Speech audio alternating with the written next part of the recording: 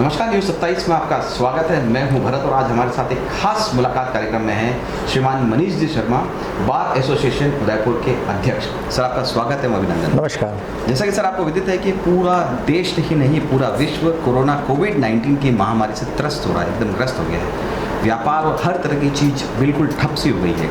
वहीं हम कानून व्यवस्था की बात करें तो वकालत के क्षेत्र में कानून का एक बहुत बड़ा और कानून के क्षेत्र में वकालत का बहुत बड़ा एक अभिन्न अंग माना जाता है। दोनों एक दूसरे के पूरक माने जाते हैं कि कानून के रखवाले पुलिस भी कहलाते हैं, कानून के रखवाले प्रशासनिक लोग भी कहलाते हैं और कानून के रखवाले कानून की ज़्यादा जानकारी रखने वाले अधिवक्ता भी कहलाते हैं। वहीं आप अधिवक्ता के साथ साथ उनके अध्यक्ष भी हैं उदयपुर से। तो किस तरह से इस कोरोना कोविड-19 की महामारी का असर अधिवक्ताओं पे पड़ा है, कानूनी कार्रवाइयों पे पड़ा है, कानून से संबंधित सभी जो जुडिशली संबंध से जो जितने भी कार्य क्षेत्र हैं उसमें किस तरह का असर पड़ा, ये बताइए। निश्चित रूप से कोविड-19 जिस तरह से सभी व्यवसाय अभी त्रस्त हैं, उसी अनुसार हमारे एडवोकेसी क्षेत्र में भी और इस न्याय के क्षेत्र में भी काफ़ी अधिवक्ताओं का इस महामारी का सामना करना पड़ रहा है। हमारे बार में करीब आज 3000 के लगभग एडवोकेट्स हैं, उसमें से कम 1000 या 1200 लोग रेगुलर प्रैक्टिस में आते हैं। आज निश्चित रूप से इस कोविड-19 की वजह से पिछले 2 माह से जब से लॉकडाउन किया है, बिल्कुल व्यवस्था ठप पड़ी हुई है। केवल नाम मात्र की 3 कोर्ट चल रही है, जिसमें भी केवल अत्यावश्यक वर्क होता है। छोटे से कोई बेल एप्लीकेशन है, बाकी जो आज रूटीन वर्क जो हो रहा था बिल्कुल उसे ठप पड़ा हुआ है। आज इस कार्य के नहीं चलने से निश्चित रूप से आज 2 महीने हो गए एडवोकेसी पे जो वकालत के पेशे में नए हैं या जो पुराने भी हैं, उनके ऊपर उनको काफ़ी कठिनाइयों का सामना करना पड़ रहा है। आज आम जनता को भी जो छोटी जो सिविल रेमेडीज़ थी वो अगर कोर्ट में आना चाहते हैं वो भी नहीं आ पा रहे।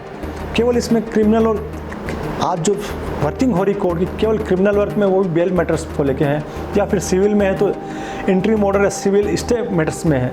बाकी कोई जो जनरल जो कानून व्यवस्था थी, जो आज बहुत से ऐसे पक्षकार गण भी हैं जो काफ़ी लंबी उम्र हो गई, जिनके केस चल रहे हैं और आज उनके केस फाइनल स्टेज पर भी हैं जी।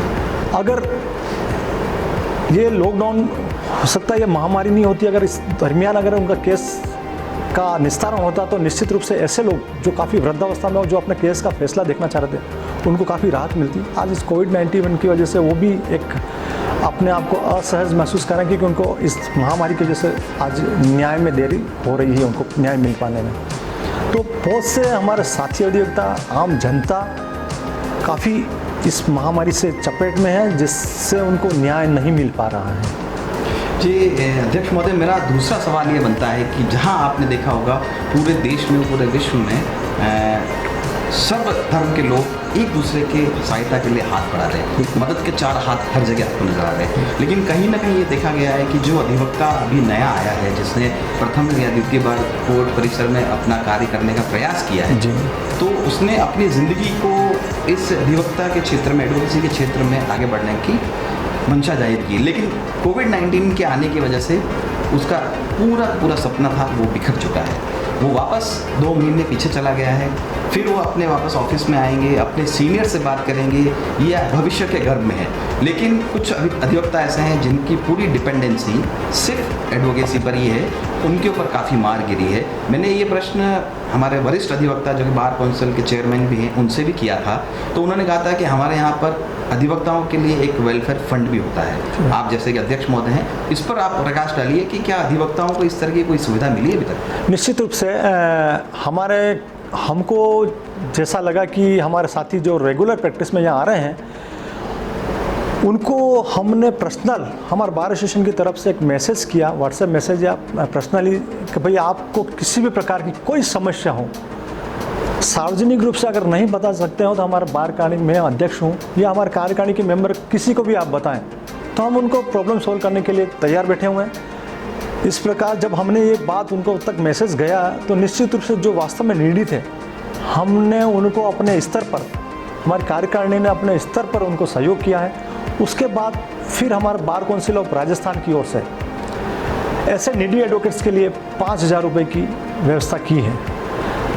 पहले हमारे से वो फॉर्म, निर्धारित फॉर्म था, बार काउंसिल ऑफ राजस्थान ने भेजा। उसमें निर्धारित फॉर्म ने हमें 30 की जो संख्या उन्होंने मांगी थी बार काउंसिल ऑफ राजस्थान ने, हमने 30 को फॉर्म को उनको बार काउंसिल में भेजा।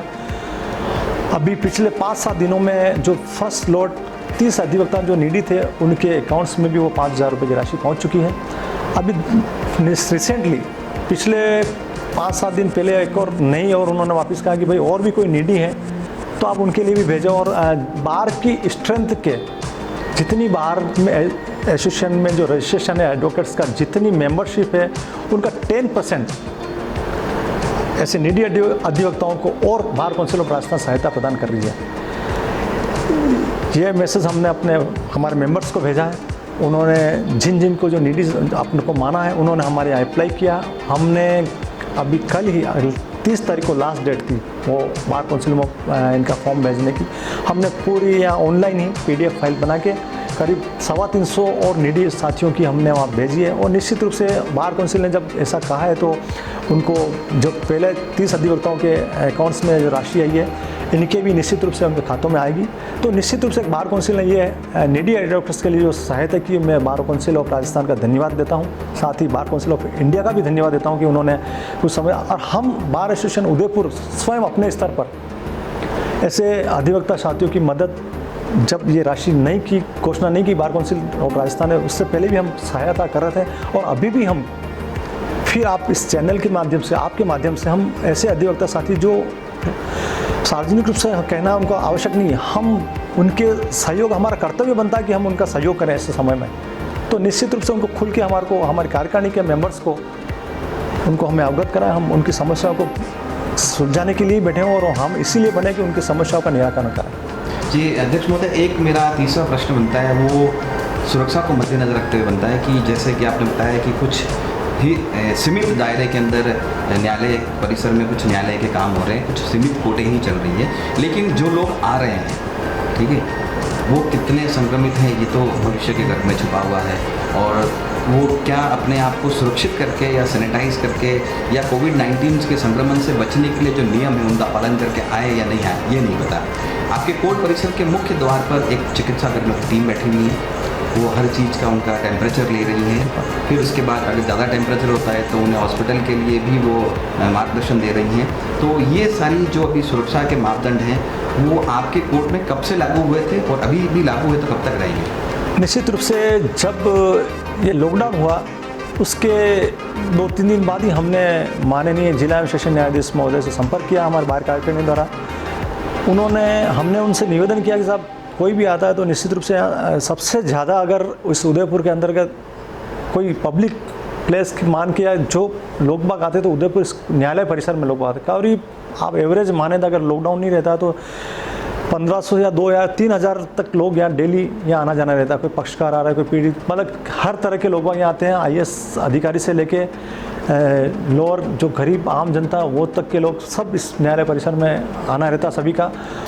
हमने सेशन जज साहब से निवेदन किया था, उन्होंने निश्चित रूप से वो हमारे मेडिकल टीम बिठा रखी है, इवन होमगार्ड्स बिठा रखे हैं। हमने अभी जब ये लॉकडाउन कर रखा है तो हमने एडवोकेट से भी निवेदन किया कि भाई आपको केवल ज़रूरी काम हो तो ही इस न्यायालय परिसर में प्रवेश करें, अन्यथा नहीं आए और अपने परिवार को सुरक्षित रखें और स्वयं भी सुरक्षित रहें। और राज्य सरकार और सेंट्रल गवर्नमेंट द्वारा जो एडवाइजरी दी गई इस कोरोना के संबंध में उसकी पूर्ण रूप से पालना करें, ये हमने सभी से निवेदन किया। हमारे सारे अधिवक्ता साथियों ने, मैं उनको धन्यवाद देना चाहता हूँ। जब भी बार एसोसिएशन ने या सरकार ने जो एडवाइजरी जारी की है निश्चित रूप से उन्होंने 100% पूर्ण रूप से पालना करी है। साथ ही जो भी एडवोकेट्स आता है वो अपना या व्यवस्था करके गेट पे एंट्री करा था, उसका नाम रजिस्टर मेंटेन कर रखा है हमने। भाई हम चाहते हैं कि कोई अनावश्यक रूप से नहीं आए, इसलिए एंट्री कर रहा है, रजिस्टर मेंटेन कर रहे हैं, हमारे होमगार्ड्स लगे हुए हैं यहाँ पे। साथ ही उनके पास एक सैनिटाइजर बोतल पड़ी हो, सैनिटाइजर से हाथ करवा के फिर अंदर भेजते हैं। और सभी को मास्क लगाने का हमने हिदायत दे रखी है और सभी मास्क लगा कर ही अंदर एंटर हो रहे हैं। तो हमारी पूरी व्यवस्था है कि आप लोग बाग किसी प्रकार से संक्रमित नहीं हो, इस तरह के बचाव हमारे द्वारा किया जा रहा है। और साथ ही इस न्यायालय परिसर में समय समय पर पूरा न्यायालय परिसर को सैनिटाइज किया जा रहा है। इस प्रकार हमने पूरी व्यवस्था करके, और आगे भी अगर कोर्ट हमारी रेगुलर होती है तो निश्चित रूप से पूरा हमारा बार एसोसिएशन उदयपुर की तरफ से प्रयास रहेगा कि हमारे एडवोकेट साथी के साथ साथ न्यायिक कर्मचारीगण और आम जनता जो इस न्यायालय परिसर में न्याय प्राप्त करने के लिए आ रही है, उनको किसी प्रकार का संक्रमण नहीं फैले। हमारी ये कर्तव्य है, हम पूरी व्यवस्था करेंगे, किसी प्रकार का संक्रमण नहीं फैले, पूरा प्रयास करेंगे।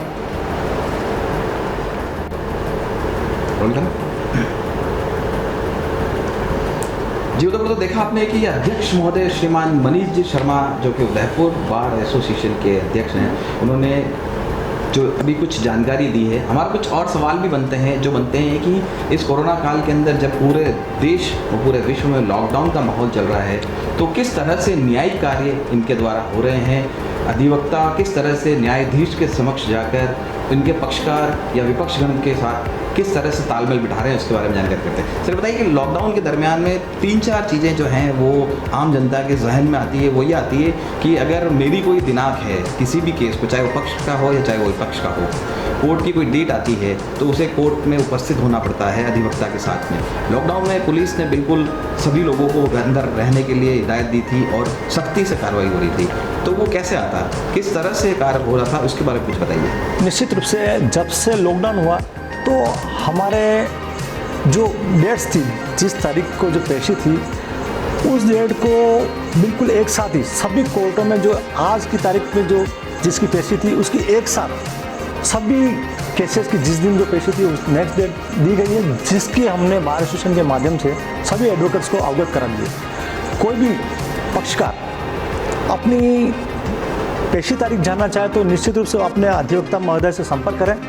उनके पास सारी नेक्स्ट डेट उनके पास है, वो आपको बता देंगे। आपको कहीं कतई परेशान होने की ज़रूरत नहीं। ऐसी कोई भी न्यायालय द्वारा इफेक्टिव कार्रवाई नहीं, क्योंकि जो भी पेशी जिस दिन थी वो सारी आगे बदल दी गई हैं, इसलिए किसी को भी परेशान होने की ज़रूरत नहीं है। उसमें कोई कार्रवाई नहीं है, कोई एडवर्स इफेक्ट नहीं किया, निर्णय नहीं किया न्यायालय या हुआ ही नहीं। एक्चुअल में जो पेशी थी वो निश्चित रूप से आगे बढ़ गई और अपने अधिवक्ता से संपर्क करके वो अपना पता कर सकते हैं। जी, अब एक दूसरा सवाल ये आता है कि वर्क फॉर होम कहा गया है। प्रधानमंत्री महोदय ने कहा है घर रहें और सुरक्षित रहें और घर से ही कार्य करें, लेकिन कहीं ना कहीं ये देखा गया है कि भारतीय दंड संहिता या आईपीसी या सीआरपीसी की जो धाराएं हैं, जो न्यायालय से संबंधित रखती हैं, जो पुलिस से संबंधित रखती हैं, जो कानून से संबंधित जो चीज़ें हैं, वो वर्क फॉर होम नहीं हो सकती। उसके लिए आपने क्या किस तरह से काम किया? निश्चित रूप से हमारे न्यायालय जो जिला एवं सत्र न्यायाधीश महोदय के ने भी एक व्यवस्था कर रखी है, उसमें जो अधिवक्ता ऑनलाइन मतलब ईमेल एड्रेस मेल एड्रेस हमने सबको प्रोवाइड कर रखा, सारे एडवोकेट्स को, प्रत्येक कोर्ट का, और व्हाट्सएप नंबर भी दे रखे हैं। यदि कोई अधिवक्ता व्हाट्सएप के माध्यम से बहस करना चाहता है तो निश्चित रूप से वो न्यायिक अधिकारी के समय अपनी बेल एप्लीकेशन या कोई भी आर्ग्यूमेंट वो कर सकता है। बहुत से अधिवक्ता साथी इस सुविधा का लाभ ले रहे हैं, जो इस पूरे कोरोना का जो एडवाइजरी की पालना कर रहे हैं, वो निश्चित रूप से घर बैठकर ही इसमें आर्ग्यूमेंट कर रहे हैं। जो इस तकनीकी से कम जानकार हैं वो यहाँ निश्चित रूप से कोर्ट में आकर उपस्थित दे रहे हैं और बिल्कुल सोशल डिस्टेंसिंग के साथ वो अपना पैरवी कर रहे हैं। मैं सभी अधिवक्ता साथियों से निवेदन करता हूँ कि आने वाला जो समय है अपन को उस अनुसार चलना ही पड़ेगा, तो अपन जितनी कोशिश कर सकें अपन ऑनलाइन और व्हाट्सएप के माध्यम से अपने आर्ग्यूमेंट न्यायालय के समक्ष करें, ताकि इस संक्रमण से बचा जा सके और अपने परिवार को भी सुरक्षित रखा जा सकेगा। साथ ही मैं निवेदन करता हूं कि आम जन जो इस तकनीकी से जानकार है वह भी अपने स्तर पर भी अगर वो चाहे तो यहाँ न्यायालय में संपर्क कर सकते हैं। इसलिए किसी को कोई परेशानी नहीं है, घर बैठकर भी अगर अपन चाहें तो काम कर। पर ये जरूर है, अगर आप कोई बेल ऑर्डर हुआ है तो निश्चित रूप से उसको यहाँ कोर्ट में आकर बेल बॉन्ड पेश करने पड़ेंगे। ये अभी तक ऐसी व्यवस्था नहीं हुई कि वहाँ ऑनलाइन बेल बॉन्ड पेश कर सकें। इसमें थोड़ी सी कमी ज़रूर है, जिसके लिए व्यक्तिगत रूप से कोर्ट में आकर उपस्थिति देनी पड़ती है। मतलब एक क्वेश्चन मेरा ये बनता है कि जहाँ पूरा देश, पूरा विश्व कुछ एक विशेष तरह के जो कार्य कर रहे हैं, जो समाज सेवा दे रहे हैं, उनको कोरोना वॉरियर्स या कोरोना योद्धा के नाम से नवाज रही है, जिसमें चिकित्सा कर्मी, पुलिस कर्मी, मीडिया कर्मी और अन्य सोशल वर्कर, सफाई कर्मी, ये मुख्य रूप से देखे जा रहे हैं, जिसमें 3 को तो बहुत ही ज़्यादा आकलन किया जा रहा है, जिनमें सफाई कर्मी, चिकित्सा कर्मी, पुलिस कर्मी कहला रहे हैं। आप किस तरह से अपने अधिवक्ता साथियों के लिए या अपने पक्षकार साथियों के लिए या विपक्षकार साथियों के लिए कोरोना वॉरियर्स का एक नायाब उदाहरण दे सकते हैं? किस तरह से? निश्चित रूप से हम देख ही रहे कि डॉक्टर्स, नर्सिंग कर्मी, मीडिया कर्मी और पुलिस निश्चित रूप से आज इन्होंने इस महामारी में अपनी अच्छी भूमिका निभाई है। हमने बार एसोसिएशन के माध्यम से भी हमारे इतने अधिवक्ता, हर वार्ड में हमारा अधिवक्ता कम से कम 5-7 रहता था। हमने उनको कहा कि भाई जो आपके क्षेत्र में आप जितनी कोशिश कर सकें मदद करें, और हमारे पास ऐसे आंकड़े हैं, सभी अधिवक्ता साथी जो अपने अपने वार्ड में रह के निश्चित रूप अपने समाज के माध्यम से या स्वयं के माध्यम से जहाँ लोगों की ज़रूरत पड़ी उन्होंने सहयोग किया है। इवन बार एसोसिएशन उदयपुर द्वारा भी जो कोरोना वर्ष जो नर्सिंग कर्मी थे, अभी इनके इस महामारी में अभी भर्ती हुई थी, तो बहुत हमारे नर्सिंग कर्मी जो ज्वाइनिंग करने वाले थे बहुत काफ़ी परेशान हो रहे थे, जिनको फॉर्मेलिटीज़ देनी थी गवर्नमेंट में, स्टाम्प वगैरह नोटरी किया हुआ। जैसे ही हमको पता चला कि काफ़ी भटक रहे हैं लोग, जो हमारी इस महामारी में कोरोना वायरस जिस तरह से हम सेवा कर रहे हैं, उनको किसी प्रकार की परेशानी नहीं हो, हमने इनकी पीड़ा देखा तो हमने तुरंत ही ये फैसला लिया कि इनको जो एक्चुअल कॉस्ट है स्टाम्प की, उस कॉस्ट पे स्टाम्प मिले, टाइपिंग उसी कॉस्ट पे हो, और हमारी तरफ से बार एसोसिएशन उदयपुर की तरफ से एक नोटरी वेंडर्स को बिठाया गया, उनको फ्री में नोटरी की सुविधा दी गई। आपने स्वयं ने देखा होगा कि बहुत से नर्सिंग कर्मी उनको हमने सहयोग किया। हमारे भी देश के प्रति वो कर्तव्य है कि हम ऐसे वॉरियर्स जो हैं कोरोना में महामारी में हमने सहयोग किया है। निश्चित रूप से उनको काफ़ी अच्छा लगा हमारा, और हम आगे भी हमारे साथी अधिवक्ता लगे हुए हैं जो अपना इंटरेस्ट, जिनको इंटरेस्ट है वो निश्चित रूप से सहयोग कर रहे हैं इस महामारी में। सरकार का भी और ऐसे आशा है लोगों का, हम निश्चित रूप से लगे होंगे। आगे भी जब जरूरत पड़ेगी तो निश्चित बार एसोसिएशन के सब प्रत्येक मेंबर इस सहयोग में तत्पर है और आगे करते भी रहेंगे। जी तो देखा आपने कि हमारे साथ हैं बार एसोसिएशन के अध्यक्ष महोदय श्रीमान मनीष जी शर्मा। इन्होंने अपने दिल की बात भी रखी, कुछ हमारे सवालों के जवाब भी इन्होंने दिए। कुछ सवाल और भी हमारे जहन में है जो कि जनता द्वारा हमसे कई बार पूछे भी गए हैं, उन सवालों के जवाब तो इन्होंने बड़ी बखूबी दिए। कुछ सवाल और हैं, उनके भी क्या ये उत्तर देते हैं जानते हैं। मनीष जी, अब एक बात बताइए कि जिस तरह से आपने देखा कि पूरे देश के अंदर लॉकडाउन हुआ और हर व्यक्ति अपने घर के अंदर रहने लगा। पहले संयुक्त परिवार होता था, फिर 21वीं सदी की तरफ देश भागने लगा तो परिवार एकल होने लगा। जहाँ पहले 7 जने, 8 जने या 9 जने घर में रहते थे और एक चूल्हा जलता था, अब आज परिवार में अगर 3 जने रहते हैं तो 3 चूल्हे जलते हैं। इससे आप वाकिफ अच्छी तरह से, कहीं ना कहीं ये देखा गया है, हमारे पास भी कई इस तरह की परेशानियाँ आती हैं कि इस लॉकडाउन के पीरियड में घरेलू हिंसा थोड़ी ज़्यादा बढ़ गई थी, जिसमें मुख्य जो पीड़ादायक, जो कह सकता हूँ मैं, पीड़ादायक जो मुझे संवेदनाएं लोगों की मिली, वो मिली थी बुजुर्गों के प्रति। ठीक है, क्योंकि 21वीं सदी में रामायण, गीता, पुराण, इन ग्रंथों को छोड़ के लोगों ने व्हाट्सएप, मोबाइल, फेसबुक, इंस्टाग्राम, इन तरह की चीज़ों की तरफ, मोबाइल गैजेट्स की तरफ अपना कदम बढ़ा लिया है। तो वो सारी चीज़ें भूलते हुए जा रहे हैं और घर के बुजुर्ग के प्रति उनकी भी थोड़ी सी जो अपन जिम्मेदारियाँ होती है वो दूर होती जा रही है। तो कहीं ना कहीं बुजुर्ग या तो वृद्धाश्रम की राह देख रहा है या फिर वो जो घरेलू हिंसा से परेशान होकर अपने आत्मदाह की तरफ कदम बढ़ा रहा है। इसके प्रति आप क्या सोचते हैं और क्या संदेश देना चाहते हैं? निश्चित रूप से कोई भी अगर इस घरेलू हिंसा से पीड़ित है तो निश्चित रूप से उनको अपने या तो साथ में पास में अगर कोई पुलिस स्टेशन है वहाँ जाना चाहिए, अपने फ़ोन के माध्यम से अगर कोई अधिवक्ता परिचित है तो उनसे भी संपर्क करके आप उनसे राय लेनी चाहिए। किसी प्रकार से आपको परेशान होने की ज़रूरत नहीं है, इतनी सारी रेमेडीज़ हैं, आप उन रेमेडीज़ का उपयोग करें। आप किसी भी तरह से घुटन भरी ज़िंदगी नहीं जिए। आज गवर्नमेंट भी बहुत सी सुविधा, अगर आपको वास्तव में पीड़ित है तो बहुत सी आपको प्लेटफॉर्म मिल जाएंगे आपको मदद करने के लिए, सब बैठे हुए हैं। कोई आपको परेशान होने की ज़रूरत नहीं हो, किसी भी प्रकार के घुटन सी ज़िंदगी जीने का कोई आपको ऐसा नहीं प्रयास भी या नहीं करना चाहिए। आप तुरंत रेमेडी लें, आप पे बहुत प्लेटफॉर्म है। मैं उन साथियों को जो अपने वृद्ध माता पिता या किसी भी प्रकार से परेशान करते हैं तो उनको संयम रखना चाहिए।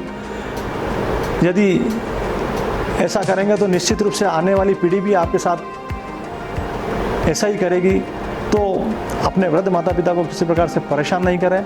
मैं ऐसे पीड़ित पक्षकार से निवेदन करता हूं कि किसी भी प्रकार की कोई प्रॉब्लम हो हमारे बार एसोसिएशन उदयपुर से संपर्क करें। पूरी कार्यकारिणी, मैं या मेरी पूरी कार्यकारिणी आपके सहयोग के लिए तैयार है। हमारे किसी भी अधिवक्ता साथी को बोलिए, वो आपको पूरा सहयोग करने के लिए तैयार है।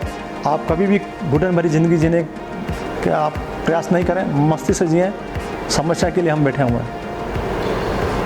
तो ये है हमारे साथ मनीष जी शर्मा, बार एसोसिएशन के अध्यक्ष। जाते जाते एक आपसे गुजारिश और ये है कि जो पूरे देश के अंदर कोरोना योद्धा बने हैं, चिकित्साकर्मी, पुलिसकर्मी, मीडियाकर्मी, सफाई कर्मचारी, अन्य सोशल, आपकी बार एसोसिएशन, आप स्वयं, आपकी बार एसोसिएशन इंडिया की तरफ से आप उन्हें क्या संदेश देना चाहते हैं?